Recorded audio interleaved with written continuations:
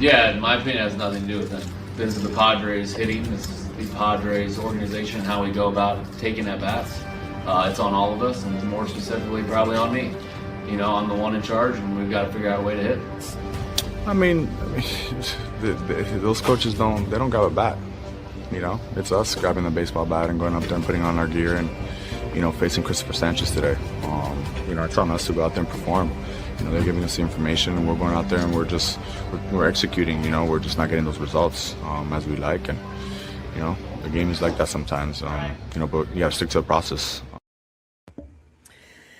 Hi, everybody. Welcome. Hi, everybody. Welcome to Marty Time TV and the Section 1904 podcast. I am Marty Caswell. That is Darren Smith. We are brought to you by the all-new Hamul Casino Resort, the Players Place. Darren, wow. Yeah. Wow. I'm running out of questions. It's a lot. I'm running out of questions to ask, but you know, they have a job to do. We have a job to do. And until we see results, man, we're going to ask those same questions. I just need to figure out a way to go ahead and rephrase my questions in a better way, because right now, man, the Padres are just not hitting. There's not a single player in that clubhouse that seems to have a solution. So here we are again, Darren. Time is frozen, and we are talking about the Padres hitting coach and what has to happen to get this thing going. How are you today? I'm okay. I mean, I'm glad that we have a guest coming up that's not going to talk about the Padres, because I do feel like it is fatiguing. I feel like this topic has fatigued, and you and I still have to do a Friar Territory later on today. And we did one on Wednesday that popped out on Wednesday night, where we talked a little bit about some of what it was that you just played there, the Manny Machado sound and the Craig Stammen sound, et cetera. And we can get into some of those details. Yeah, I mean, these are the days where I'm glad I don't have to do this for 3 or 4 hours on the radio, you know, because I still am friends, and so are you, with a lot of the people that still do that. And I speak with them, and I know, like, they're like, I don't know what else there is to do. There isn't a whole lot left to say about this. It is a fatiguing topic, and it is tiring, and it is boring. And, you know, I don't think, Marty, that they don't have the answers. So why would anybody expect us to have the answers? You know, I think there's been some smart things that have been said about the hitting. You know, we talked a little bit on Friar Territory yesterday about, you know, how the Padres had this offense in 2025, which, you know, a lot of people labeled as, well, it was bad. It was not a good offense. It was a bad offense. And then you go back and you look at it, and you look at some of the rankings where they were in certain categories. You're like, actually, it really wasn't that bad, was it? When you go back and look at it, whether it was 7th in average or 9th in on base percentage, but it was the slugging. Everybody at the end of the year was like, where is the slug? I remember the CEO of the team went on the radio, and he was like, we need to slug more. Right. And I think what's happened, Marty, is, you know, if you read letters to AJ on Substack, there's been a lot of smart people who have drawn the conclusion that this team is probably overcorrected, trying to figure out how to hit more home runs, which they are doing. Statistically, the only problem is it seems like it's come at the expense of everything else. It seems like it's the only way they can hit the only way they can score runs now, Darren. They don't put together these long sustained innings, what Mike Schilt used to like to call the power of friendship innings. It's a dong that's it. That's how they score their walk in a dong, baby. Let's bring back the Sandy Alderson. Let me say this to you. How much people missing Luis Arias? You know, I mean, it's fair. They couldn't wait to get rid of him, because you need more slug from that position where he was at first base, where he did not want to play. He's a happier at second base. But you hear about, you know, the guys in the lineup. Tatis would talk about how influential he was, what they learned from batting behind him. So maybe you need a more balance on this roster. You're talking about overcorrecting, but perhaps the Padres missed the type of approach that Luis Arias brought to this lineup. Maybe. Yeah. I mean, I think it's fair. You know, I mentioned letters to AJ, my friend Dylan, who writes really, really well, really smart pieces. His name is Dylan? Yeah. His actual, okay, cool. Yeah. Yeah. Really smart guy. Nice. He wrote this really long, in-depth piece, which, like, I must admit I had to put down a couple of times, because I was like, okay, I need to take a breath here. He's like, he's one of the smartest dudes I've ever met. And nice. He went in on Tatis, and he talked about how the swing, like how the bat speed is quicker, and like the path is longer, and it was really intricate stuff. And I think, Dylan, I don't know, you can text me later if I'm saying something that was the inaccurate takeaway from the piece, was everybody's doing more to try to hit home runs, and they are technically ranking statistically ahead of where they were in 2025, but it's just come at the expense of everything else. Yeah. You know what I mean? Like, so, I mean, I guess in fairness, since I know we talked about Steve Souza Jr. And the hitting coaches, and we did so yesterday on Friar Territory, maybe we can do it here again. You know, in fairness, I'm sure that when somebody's interviewing for this job, you know, it is relayed to this person who is going to be the next hitting coach of the Padres. This is what we are looking for. These are the areas that we felt like we were deficient. Slugging, right? We just mentioned it. Eric Rupner went on with Ben and Woods. He's like, we need to slug more. It's like, oh, okay, great. And like everybody that became the buzz phrase. So, you know, I'm sure this guy was brought in here. And on some level, Marty, he was given a directive to help the team hit more home runs. And I guess they've done that. The only problem is that, well, they except for one. They've done it except for one. Except for one. But even in his attempt to be, you know, I mean, you look back now, you're like, God, did we really need to tear Fernando down after 25 home runs last year? Was it really that bad? Or, you know, who could have predicted that this would be the kind of season? So I think that's the conclusion that we're supposed to draw, that you know, in fairness, I'm sure that this hitting staff and some of the information was geared towards being a better slugging team. And it seems like it's come at the expense of everything. So I don't know, man. It's just, so what are you saying? What are you saying? Conundrum. Darren, what are you saying? Are you saying you have to change? You have to rechange the approach? Can you? I mean, we are Can you do that at this point? A third of the way in. Is it time to go ahead and change? Can you? I mean, whatever philosophy you do that? I don't know. You're just going to scrap everything at this point. But again, like this is now what you apparently have requested out of your hitting staff. And out of your, I don't know. That's just my own personal theory. No one has. Okay, I know we play a lot from Manny Machado. I'll just you can cut it off when you want. But here's a bit from Ramon Laureano. Laureano was like, I thought we were going to play the Manny. Are we going to play the Manny one? Which one? How do you assess your season? The 1/3 mark? We can do that too. But we can also no. About the coach, the one that you asked. Oh yeah. I got to find the right one because I've got 1,000 clips of Manny. Hang on. You know, it's on us to go out there and perform. Here we go. I mean, those coaches don't got a bat. You know, it's us grabbing the baseball bat and going up there and putting on our gear and, you know, facing Christopher Sanchez today. You know, it's on us to go out there and perform. You know, they're giving us the information and we're going out there and we're executing. You know, we're just not getting those results as we like, and you know, the game is like that sometimes. You know, but you got to stick to the process. That's why, like I've always said before, is the hardest sport in all of sports. Because it's an everyday grind, it's an everyday grind, you know, and it's tough, it's not easy, and you know, you got to stick to it, you got to stick to your approach, you got to stay mentally strong, and you know, just keep at it, and you know, that's what we're trying to encourage in here. You know, we hit the ball well, we hit the ball hard today, and you know, we faced a good guy, right-eye guys. We couldn't get that run across. You know, if my ball would have went over the fence, different ball game, you know, end this streak, and you know, it's a 1-0 ball game instead of, you know, 0-0 into that point. So this game is crazy. This game is crazy, and there's a lot of ups and downs, a lot of, you know, roller coasters, and you know, it's not for the mentally weak. So stay mentally strong and keep moving forward and keep grinding every single day. I like a lot of what Manny said there. Yeah. By the way, he said stick to the process. We have to stick to the process. And I saw your friend Kevin Acey wrote in his daily, like, it sounds like he's channeling Steven Souza's message to the Padres hitters: stick to the process. So to answer our previous question, I imagine from here on out, that's the way they're going to go ahead and approach it until they figure it out. And by the way, and Manny was close on to you. Go ahead. Yeah, and then you know, I think a lot of what Manny said is right. Like you know, number one, I would say that there's been a noticeable shift in tone from Manny Machado on this. Oh my goodness. I would just say that as an observer, Marty, you're there, so you get to experience what it feels like, and there is something. You know, not to put too much into the body language, but sometimes you can tell a person's demeanor a little bit better when you're in person. But I would say for me, I've noticed that there has been a shift in tone with Manny, certainly on this homestand. 100%. I would say from the previous homestand, there's like something missing. I'm not sure if it's like I'm not going to call it arrogance. I'm going to call it confidence. I'm going to call it swag. There's swag missing from this entire team right now.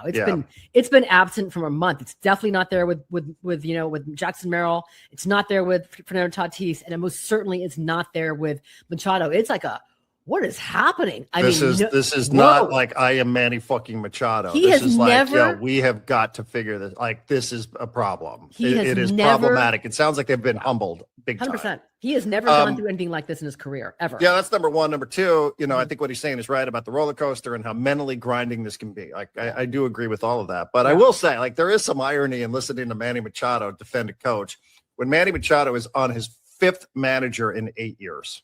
Okay. And there is a trail of coaches, from hitting coaches to bench coaches and everybody in between. There is a trail of bodies behind Manny Machado since he's arrived in San Diego. So, I don't know that I ever heard Manny jump to anybody's defense quite like that before. Now it's different. It's in season. And Manny would absolutely get raked over the coals if he even gave the slightest suggestion that this was somehow, some way, the fault of the coaches. Nobody would want to listen to that from Manny Machado, nor should they. I will just say, I'm sure it stood out to me and to others that Manny is now on manager number 8, and I couldn't even keep count of how many coaches they have been through around here since he arrived in 2019. Did you say 8? 8 years, 5 coaches. Oh, okay. 8 years, 5 managers. Okay. Right? He started with Andy Green. I'm not even getting into the interim guys. Started with Andy Green, went into Jace Tingler. Jace Tingler went into Bob Melvin. Bob Melvin went into Mike Schilt. And now we're on to Craig Stammen. So, that is 5 managers in 8 years.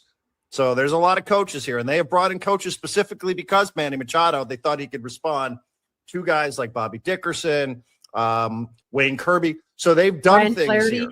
Ryan Flaherty. They have done a lot of the, it's so funny that Manny is the one that is saying that when a lot of what has been said about Manny is how you do have to pick and choose some of these coaches based on how compatible you think they're going to be with that guy.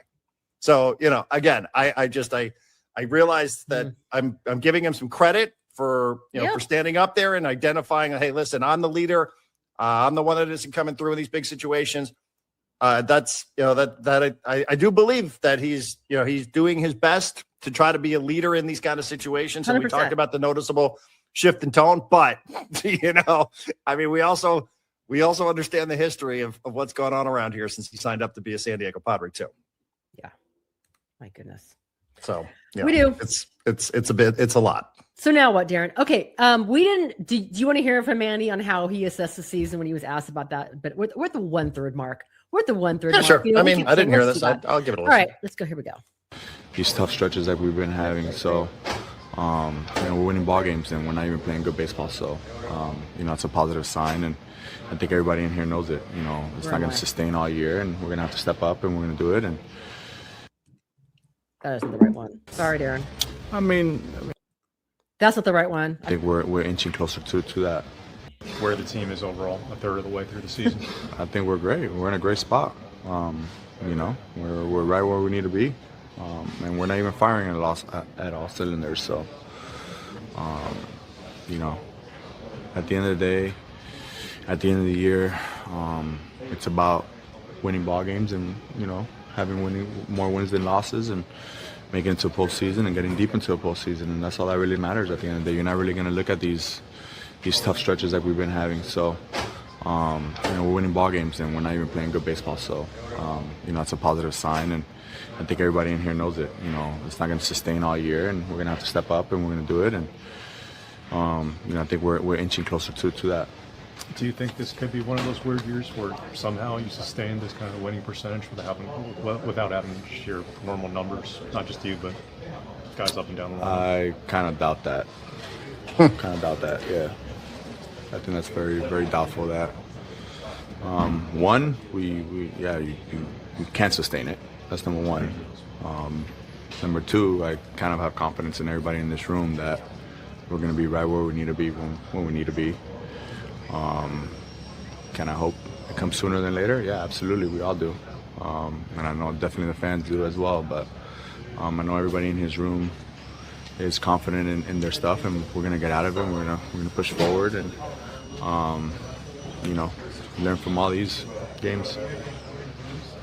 Okay. Really quick, I appreciate that there's drilling happening in the Padres. What is going on there? Is the clubhouse like in your apartment? What's going on? Currently, as I'm playing that video, there's drilling in the Padres clubhouse. I'm not sure what's happening, but there's also drilling and like massive hammering upstairs to the point massive hammering that the foreman had to come down and lots of banging. Apologize. It's nuts. Stop. Yeah, everywhere Marty ends up, your workspace, your home space, you just got a construction zone. It's unbelievable. I am so frustrated right now. Just like okay, deep breaths. All right, I'm sorry. Yeah, I mean, what? I mean, can those guys not wait for 5 fucking minutes until the end of the press session before they start doing all the construction work at Peckham Park? I mean, good God, man. Immediately. It's like happening on both sides. It was happening, Bogarts is on the other side of the room, and it's just like it's everywhere. I'm not sure what they're doing. Maybe it's only there for 10 minutes. Like, this team is going on the road for a week. I mean, can these guys not wait? I don't know. Well, listen, I mean, I suppose he's probably right, Marty. Can the Padres actually make the playoffs if Manny Machado is the worst hitter in the National League and Fernando Tatis Jr. doesn't hit a home run? I suspect probably not. Okay. By the way, real quick, and we'll get off this topic if Fernando Tatis is just his player, and by the way, he has come to life in that leadoff role, right? 3 multi-hit games in his last 4 games. He's having some better at-bats. Can the Padres be a playoff team? Oh, can you people stop? Can the Padres be a playoff team if Fernando Tatis Jr. is a 270 hitter with no slug? If he essentially becomes Luis Ariz, it's Tatis turning into Luis Ariz. Can you do that if he just gets on? Yeah, if he gets on base, as long as the guys behind him drive him in, he's getting on base. But just singles and walks. That's what we're seeing from Tatis. Can you win? Is that a winning formula if the guys behind him hit? It's a start. I mean, he has been thrown out trying to steal more than anybody, I think, in the National League last I checked. But, yeah, I mean, I don't think you love the ratio. I think when I looked the other day, it was 12 stolen bases and 6 caught stealings, which isn't great. I think it's a little bit better now. I think he stole a couple more since last I looked. So don't hold me exactly to that number, please. Nah. But the ratio wasn't great. I mean, I think he can be a contributing player, Marty. I think I've said this for quite a while now. He doesn't need to be a 40 homer guy, and he can still contribute and be part of a winning team. I believe that about Fernando Tatis Jr., and I still believe it today. Right now, the best thing I can say about it, he's a good player. He's not a great player, and they probably need him to be great. They need him to be great because you can't listen. All the praise we heap on the bench, Darren, to get to this point, whether it's going to be the Gavin Sheets, who I think is more of not just a bench player, he's more than that, but a Nick Castellanos and Duhar, Ty France, man. Yes, they've had some key moments for the Padres, and the Padres do not have this record. They do not have a winning record without those guys. But again, and you heard what Manny said, it's not sustainable if they're winning like this. Nick Castellanos said the exact same thing to begin this homestand. They have got to figure it out. And I'm just wondering how. I mean, I know AJ Preller's always looking. He's always digging on everybody. And I know Dennis Lynn wrote last week. He's probably looking for more bullpen help, which is something else. But it wouldn't just shock you. You have to be looking for more offense because this ain't it. Yeah, I mean, I guess you can start rattling off the teams now that are finding themselves in some dire straits. And the Padres aren't one of them, So I know that sounds like one of those weird silver linings. And I get attacked on social media. It's like, oh, you're such a homer. I'm like, yeah, okay, great. Like first time I've ever worn that label. But, I mean, I do. I think, you've bought yourself a little bit of time, but time feels like it's running out. And you can sort of sense that, not just because I'm saying it. You can sense that from the players themselves. You can sense that from Manny. From Manny's demeanor. Manny's demeanor is telling you a ton here. Yeah, it is. It really is. That, that Manny has really adjusted his tone in a way that I don't remember. Ever. From the moment he walked through the doors with the Padres, I think is telling you a little bit about what it's like inside of that clubhouse, because he has often said, he's the straw that stirs the drink. I'm the biggest presence in here, right? He's acknowledged that, whether times are good or times are bad. And so he is a tone setter. Whether he's always setting the right tone is debatable. But that is an interesting tone that he is setting. And, I think that this is a moment where you are right to believe that Manny is the person who is that energy conduit inside of the Padres. He is saying all the right things, and he has been there. People want to go ahead and criticize him for whatever reason. Why do you guys talk to him? He's not producing. Because you know what? Because he is still the leader of this team, and he's taking on that role, and he's been struggling. Some guys will hide. Manny Machado is there every single time, so you have to give him credit for that. So I do. I think like the ups and downs, like it really, we always think like, oh, as goes Manny, as goes the Padres. People associate that just with his production, just with what it is that he does as a baseball player, but it's also what he does and the tone that he sets sets inside of a clubhouse. 100%. He is the tone setter in there. Like, for better or for worse. And we've talked about that a lot over the years, about whether he is the right person to be setting the tone inside of a big league clubhouse that has aspirations of winning. And they've won a lot. So, I think you give him credit. But, I do think I think that is accurate. I think that him speaking the way that he is speaking there, Marty, which again, to me, certainly is noticeable, is probably reflective of the mood inside of that clubhouse overall. So 100%. All right, listen, before I know we have Eric Gomez coming up, I know you want to talk about other things. I actually think Padres fans do as well, right? It's good time for a day off. They're going to Washington. And by the way, they just play better on the road. They play better on the road, but of course, the Washington Nationals, which means here comes a conversation. Like right now, when your older stars are struggling, this is exactly the time when you want to go ahead and get a piece of CJ Abrams and James Wood. Of course, no Mackenzie Gore there, but this is the time. It's a homecoming of sorts, Darren, for Craig Stammen and Steve Souza and Lucas Giolito too, right? And Nick Pivetta. So a bunch of former Padres. I think, let's see. Nick Pivetta? Well, he's going to Philly. What's that? Going to Philly and Washington. Oh yeah, I'm sorry, to Philly. You're right. Yeah. Let's see, and then Castellanos will go there. That'll be interesting too, or maybe it won't be. I don't know. Let's see. So Giolito goes on Friday. Let's see who's on Saturday. Michael King, then Randy Vasquez. By the way, just real quick, pretty good. Walker Buehler's looked good. I mean, here's the whole thing. You can win with Walker Buehler. So are we going to look at this time as wasted opportunity? Yes, because right now the Padres are wasting some pretty decent starts from their starting pitching. And we're talking about, the guys they're without, but the guys they brought in to fill in have done a good job, and the Padres are not capitalizing. Anyways. Yeah. And I think Stammen, I think I'm just guessing here, but I think Stammen, pulls him out after 58 pitches, not so much because of matchups, because he feels like if I give up a run here, this thing might be over. Yeah. You know what I mean? And so what is my best matchup here? And like, I would like to have seen Walker Buehler go a little longer, but I think now the pressure of not having a functional offense is impacting some of the manager's decision-making as it relates to the pitching, because he knows my margin for error is so thin here. So I've got to go. There is no margin for error. It didn't matter. There's no margin. You're exactly right. Like he was second guessed for, but like, I'm going to go get Morejon in the face Schwarber here, just because like if Schwarber takes Walker Buehler deep, I don't love that. And I don't think we can come back from that, so it didn't work, but I understand it. Right. You're damned if you do, you don't, as far as leaving in Griffin Canning, who was brilliant for maybe an inning too long, and then, maybe pulling Walker Buehler. It doesn't matter, an inning too soon, but it doesn't matter, Darren, because the Padres offense didn't score a run yesterday. And by the way, the Padres best player did not get into any of these games versus right.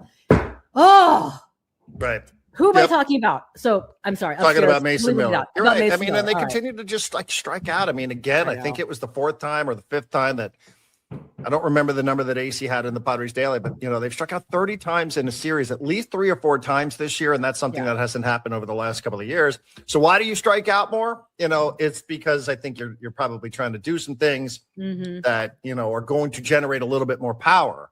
So, whether this actually becomes the kind of team that the Padres are hoping it becomes with this new hitting philosophy or what have you, or some of the adjustments, I don't know. I think it's really hard to do what it is they're trying to do. Can they bump more? Yeah. All of a sudden now we want, hey, that man wasn't kidding when he said he knew what he had to do to win 90 games. Hey, listen, do they need more of the Tyler Wade approach? Can the Padres just, bunt and maybe make things happen? All right, listen, Darren, I know you have Eric Gomez coming up here to go ahead and talk World Cup rosters. I'm going to go ahead and remove myself because like right now I'm going freaking crazy with all the pounding upstairs. So I need to, it's the last day of school. It's just, I'm going nuts right now. I'm going to remove myself and just do something. And while you talk to Eric Gomez, I'm looking forward to the conversation. So Darren, when we come back here on Marty Time TV, hold on a second here. My mic just popped out. So of course it did. I'm introducing Eric Gomez because he's going to join the show while I take a break. Yes, Darren. Hello.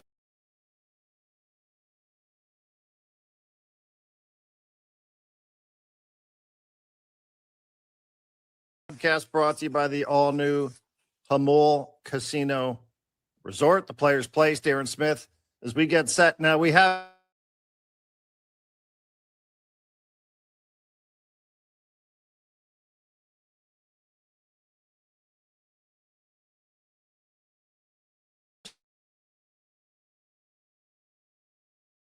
June 1st, scoop on that as well. But here to talk about it as we get closer and closer, 2 weeks before the opening match of the 2026 ESPN. Eric, do you have the list? Do you have the Mexican team? Are you sitting on it? Are you going to bring it on everybody?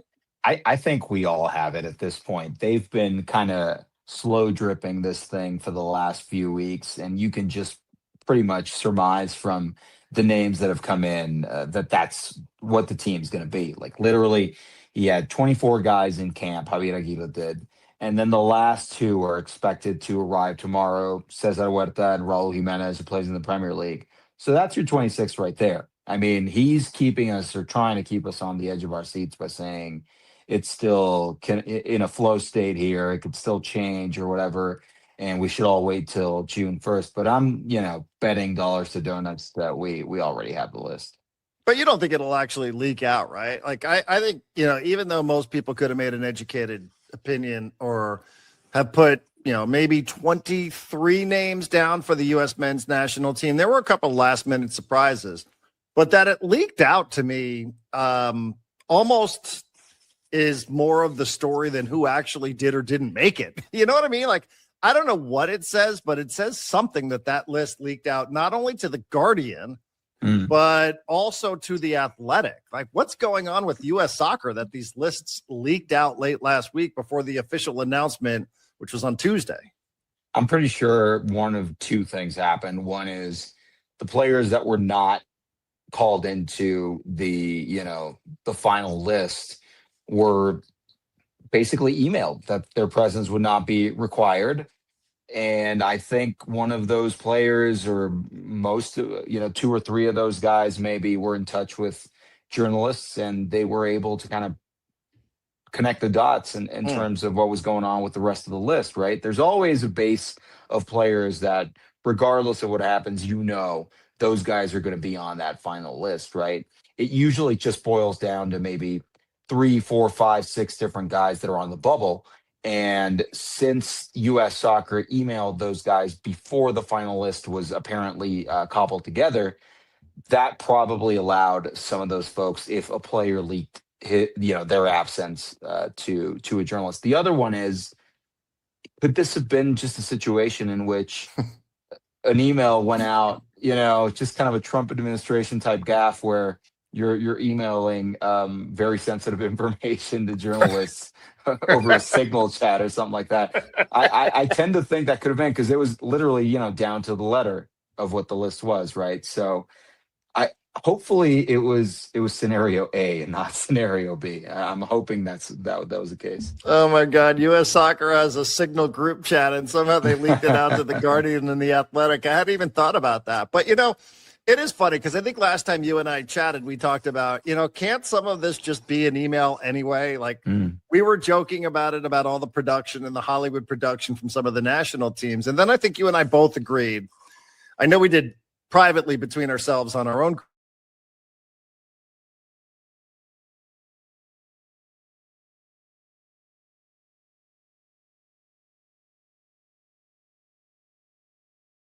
Harry Maguire's family went scorched earth on Thomas Tuchel, right, the English national team manager. Like, this is just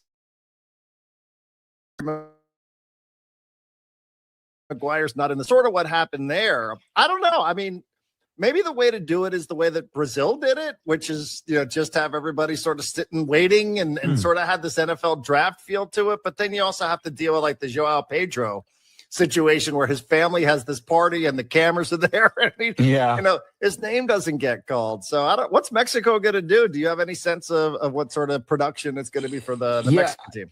The NFL draft feel has its drawbacks, and you mentioned the main one. I think it's pretty cruel to have players just sitting around waiting for their fate, and announced on national television, as it were.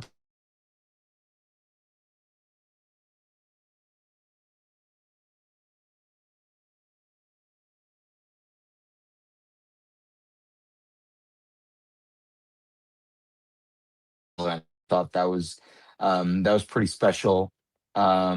We talked about it earlier. The first timers, I think, regardless of whether it's a more standardized video, I think it's really exciting for the Curacao guys, for the Cape Verde players to hear their names called for the very first time. Mexico is giving email vibes. It's giving PDF attachment vibes with the way that they've been, again, slow dripping, slow leaking this list, and just basically announcing when certain players arrive to Mexico City and meet up with the rest of the squad, which is, again, we don't have 55 players currently communing with Javier Aguirre and his coaching staff. We have around 24, 25 guys. So that means that you can probably make out who's going to be at the World Cup. The rest of the guys, the other 29 players that are on that pre-list, they've all been kind of shuffling in and out. They've been training with the team. They've been, apparently some of them have also kind of trying to make their case and getting called into some of these final friendlies. But it's pretty clear and obvious to me and to a lot of the folks who are working down here that what you see is what you get in terms of the way that they've been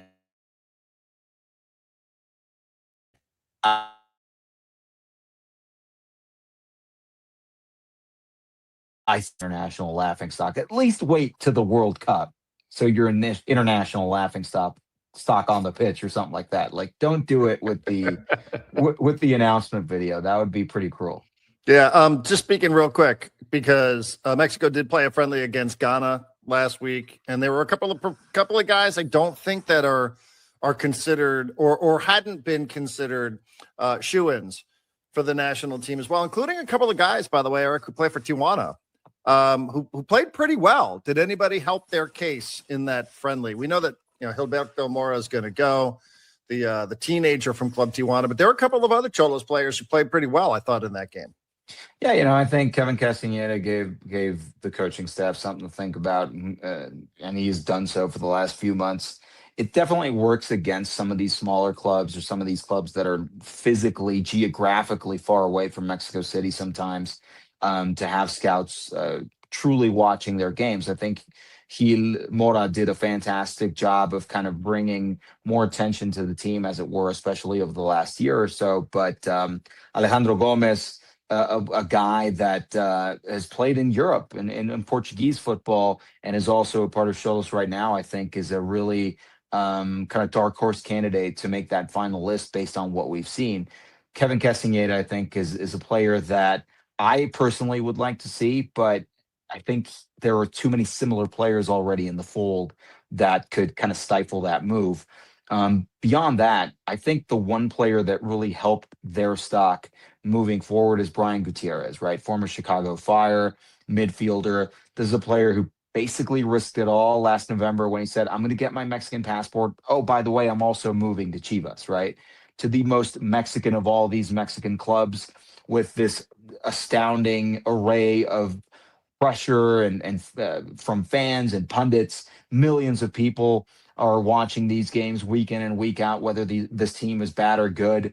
And he's been killing it, right? So that game against Ghana, the last few friendlies where he's been featured, I think, have been a very welcome surprise. And he's been able to fulfill a very distinct set of roles for this team, in that you can play him on the wing, you can play him in the center of the midfield, shaded towards the left side, and he's even got a little bit of attacking, prowess to him. You could put him up front and potentially square him up as an attacker on the left wing, or even on the right wing if you want to play him wrong-footed. So I think Brian has been a welcome surprise for this coaching staff.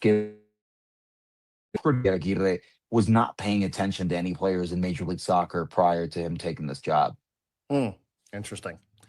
All right. Before we get into some of the details with the U.S. men's national team, I know that you were on a podcast with Herculez Gomez a little bit earlier, who's been on fire about the methodology here, about the fact that emails were sent out to the players who were not going to get called up for the World Cup. And I think on the surface, I understand that. And Herculez has a very personal story about Jurgen Klinsmann leaving him a 2-minute message about why he didn't make it, and keep going and thanking him for all of his contributions to U.S. soccer. And it sounds great. the end of the day, though, do you feel passionately one way or the other about this? Do you feel like a national team coach owes it to respectfully, right? Because you and I didn't play, Hercules did, made a World Cup, in fact. But I don't know. Are you supposed to call everybody? Is that what standard operating procedure is? I don't know that I mean, I understand. I'm not a Mauricio Pochettino fan, as you know. I don't have any real connection to him. I know he's got one foot out the door. This doesn't convince me otherwise. But I don't know what the actual protocol and etiquette is in a situation like that. I mean, I think back in the Jurgen Klinsmann days and the Bob Bradley or Bruce Arena eras where these coaches were taking on multiple World Cup cycles if they could, that was top of mind. You don't want to fall out with a player that you might need later on, right? So it makes absolutely perfect sense to call a Landon Donovan, even though Klinsmann and him were not on the best terms when that happened, to let him know personally that he's not going to be on the World Cup roster. I understand the pragmatism. I understand the fact that he does not necessarily feel it to be necessary, given that he's got bigger fish to fry and he's focused on the task at hand. But does it really hurt to, FaceTime a guy nowadays and just let him know? Man to man, I think it's professional. Sure. I think it speaks to not necessarily the quality of person or the quality of professional that Mauricio Pochettino is, but it does speak to the fact that, as you said, he's got one foot out the door. And I don't really, if I were a part of U.S. soccer, I would be at least a little upset about that, given that the amount of respect that should be given to the players and by extension to the journalists and to the fans, and I'll state why I believe that in a minute.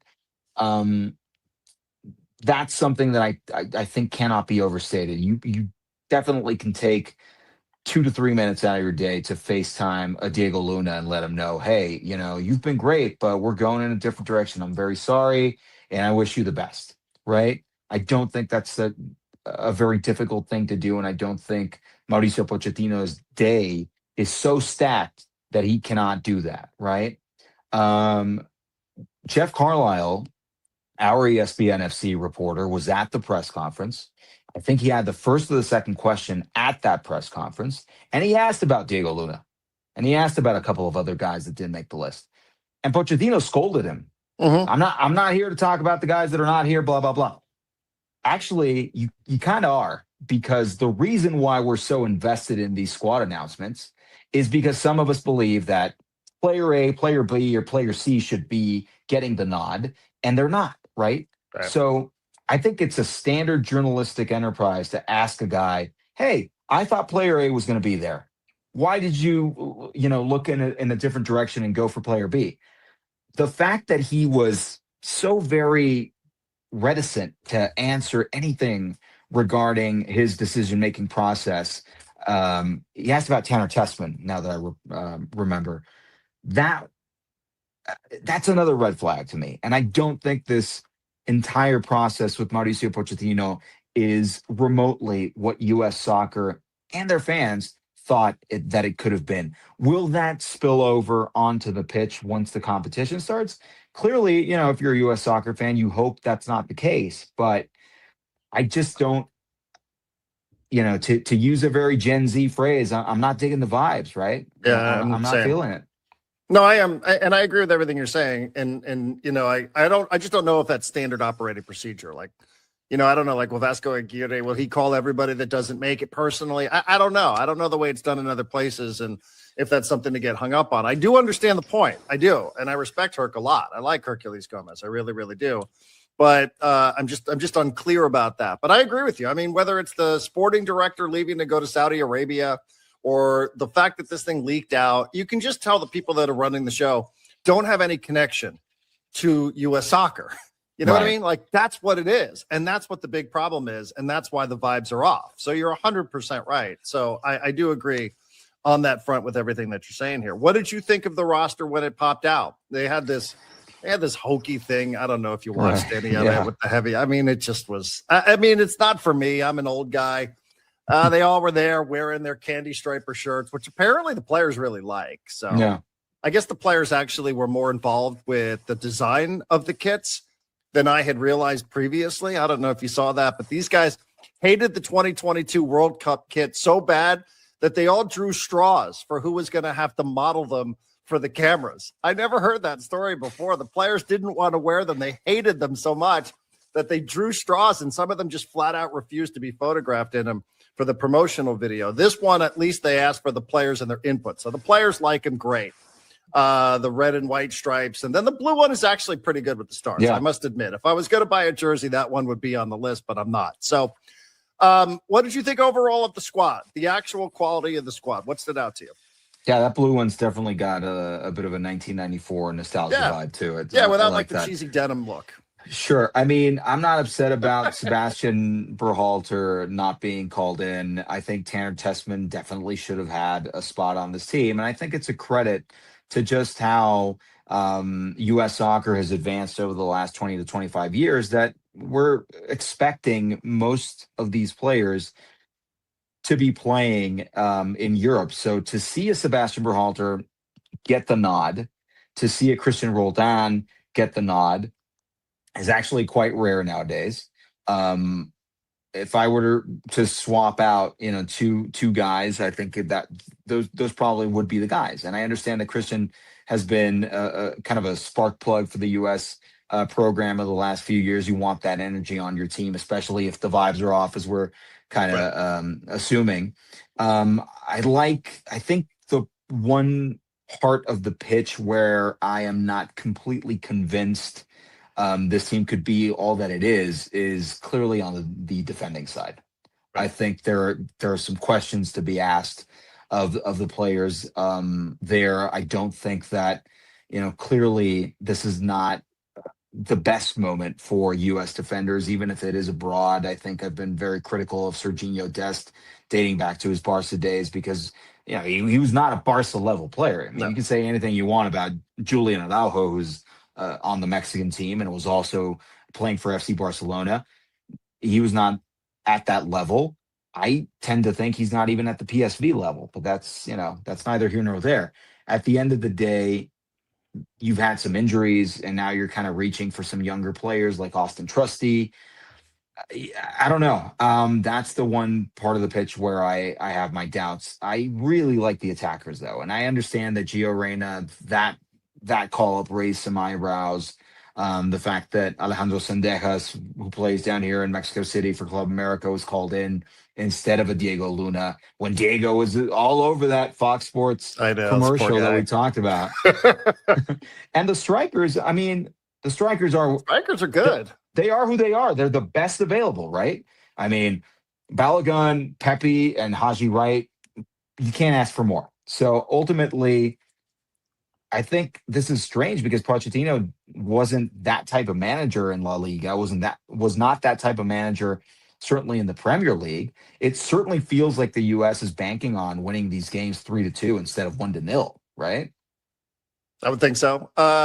It was funny. I went on Fox Television yesterday. Locally, I got invited on to talk about the roster by Troy Hirsch, who, by the way, is going to all of the World Cup games. I mean, what a benefit to be working for Fox that he gets to go up and down the West Coast for the U.S. during group stage. And he asked me a question, and I wish I had a different answer because he asked me about Christian Pulisic, who might be, people may know this, and he even said, hey, listen, for our audience, we kind of got to, we got to skim off the top here. We can't go into the weeds and start talking about some of these names that our viewers in the middle of the afternoon aren't going to know about, but they probably know Christian Pulisic.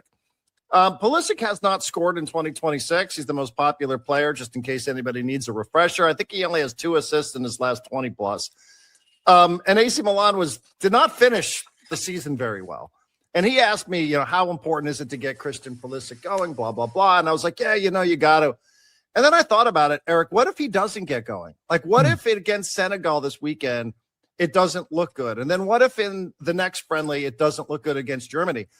I mean, if you are the head coach of this team, right? If you are the head coach of U.S. soccer, do you have to have a backup plan in case Christian Pulisic starts looking like Christian Pulisic from AC Milan 2026? Or do you just believe somehow, some way that he's going to flip a switch and he's going to look like the Christian Pulisic that the U.S. soccer team has been dependent on in the past? Yeah, I think ironically that's the second scenario is what they're banking on, right? Is Alejandro Sendejas, like Mauricio Pochettino said, kind of a fail-safe against that? Because again, one of these guys plays in Serie A in Italy, and one of these guys plays in Mexico. So there's really no comparison. But the style of play is about as similar as it can get. You can look at what Pulisic has done for club and country over the last year and a half or so, and you're probably kind of wincing and hoping for the best, because even for the U.S. men's national team, I don't think he's been the player that he was at the start of this decade, right? Right.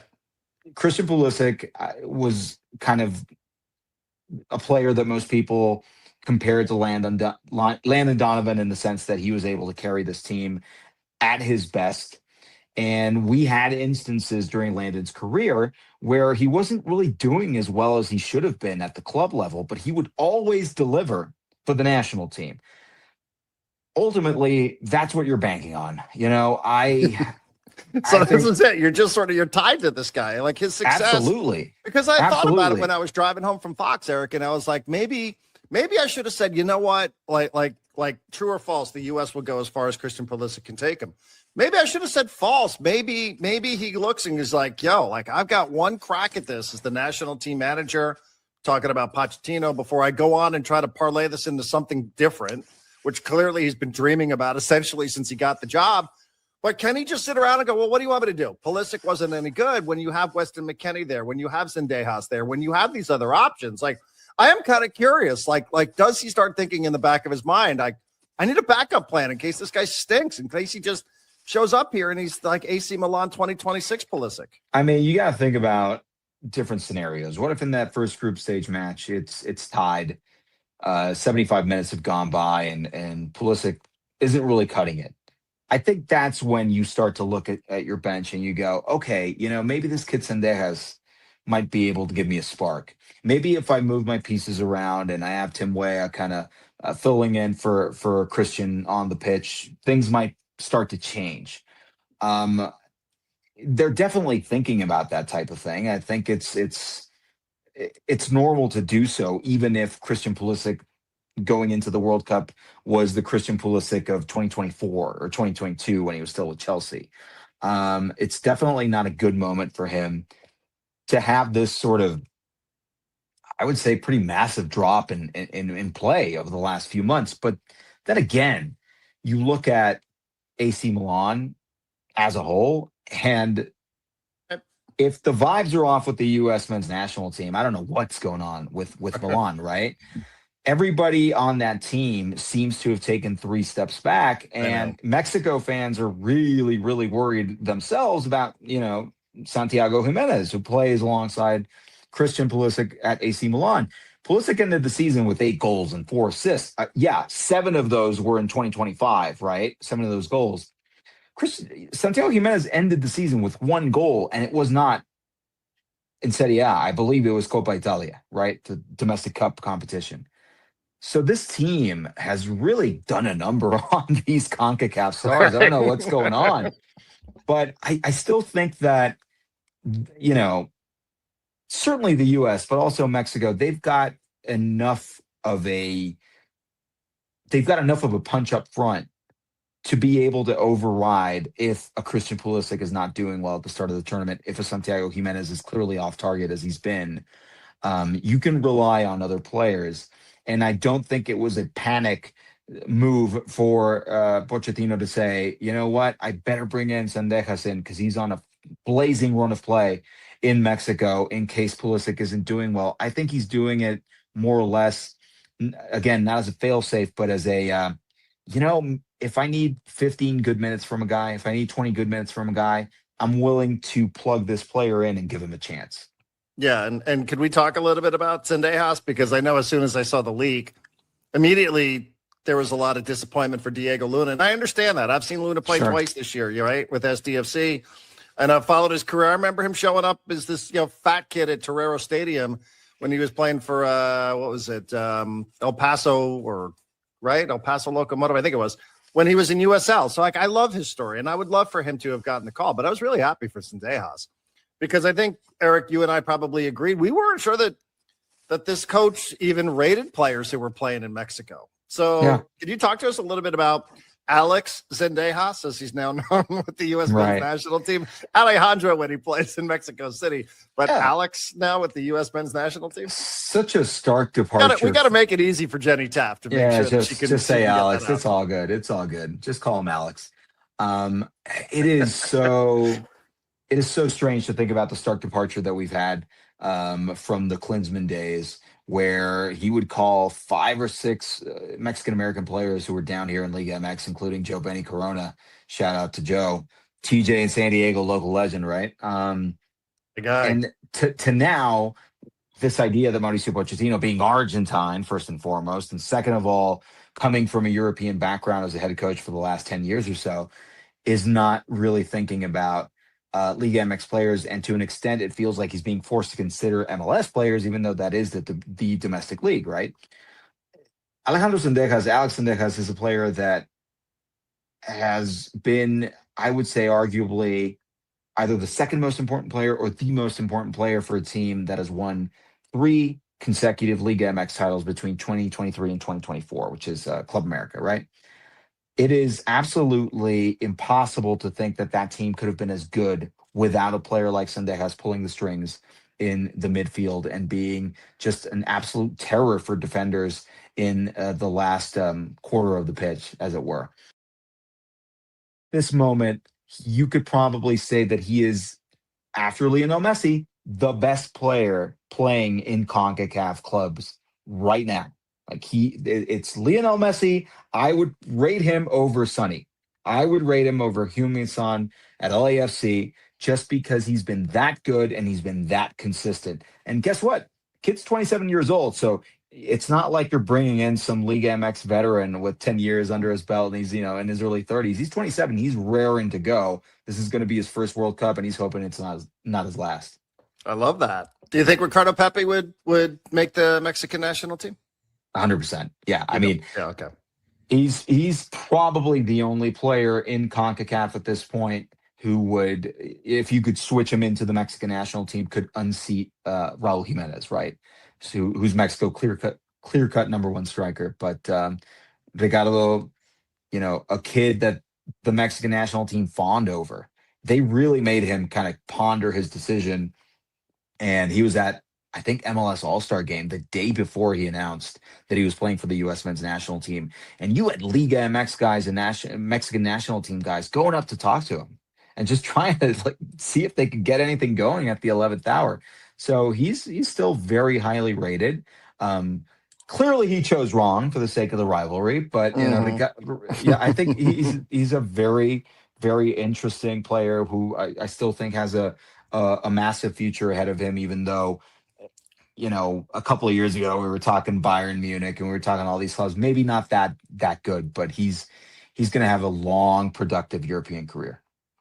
I'm with you on just about everything. I look at this list. I'm like, wow, 3 MLS goalkeepers. Okay. For what it's worth, Chris Richards, who at least on paper is the best defender that the U.S. has, did not play in the Conference League final for Crystal Palace. So who knows what to believe as it relates to the ankle injury. His manager at Crystal Palace said it was serious. Then the agent popped out and said it wasn't serious, but they didn't get off the bench for Crystal Palace. I do not trust Tim Ream, some of these other guys. So I'm not sure. I think they get out of the group, but I also want to see what it looks like coming up on Sunday against Senegal. Real quick, Eric, before we let you go. I wish I had asked this question last time because the answer would have been Alejandro Zendejas. Is there a player who I'd be disappointed if he didn't make the U.S. men's national team? You said there's not a lot of mystery around the Mexican national team, but is there one player who you will be really, really disappointed in? Anybody who's out there who maybe, it's still unclear. Is there one person who you would be disappointed if they didn't make the Mexican national team when it gets announced out on Monday? Yeah, that's a really good question. I would think that we've got a pretty good battle for the final striker spot. I think a player like Herman Beterame, who's Argentine naturalized Right. Mexican, plays for Inter Inter Miami. Miami, Yep. and Leo Messi has done a really, really good job over the last 2 or 3 months. I just think he's a very interesting player that can solve a lot of different issues for Mexico. There's been talk that he might not get the nod, and the player who will get the nod is out of Pumas, Memote Martinez. That is both his name and his nickname. The guy's 6'3", built, barrel chested, as they like to say.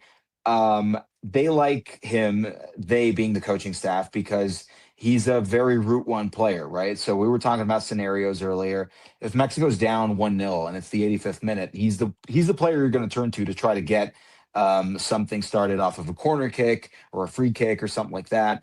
But that's really his one thing that you can use him for. And again, Berterame is such a dynamic player. I'm really a fan. I would hope that he's on that final list, and if he's not, then, yeah, that's who I'd be disappointed to see go. All right. Well, good luck. I look forward to seeing how Mexico does this, since now we've seen the U.S. Leaking in the heavy metal performance and everything else that came with that kind of awkward presentation of the 2026 World Cup side. Eric Gomez, ESPN, we thank you so much. As always, we appreciate it. Thanks. Great insight, great conversation. Talk to you soon. As long as there's no All righty. Thank you, Eric Gomez, our guy. You can follow him on the social media channels at Eric Gomez 86. Bold. I like what he said about Alejandro Zendejas there. Makes me feel good. All right, that's a wrap on Marty Time TV, the Section 1904 podcast. Subscribe to both. We thank you very much. We are brought to you by the all-new Hamul Casino Resort. The Players Place. Talk to you next time on Marty Time TV and the Section 1904 podcast. Peace. Yes and no. Yes and no. I don't know. I don't know. Yes, no, maybe. Who knows? But I'm just not giving a fuck. Really, just not giving a fuck. Just whatever happens, happens. Just I'm here for a reason. Don't overthink it. Just play the game like you know how to.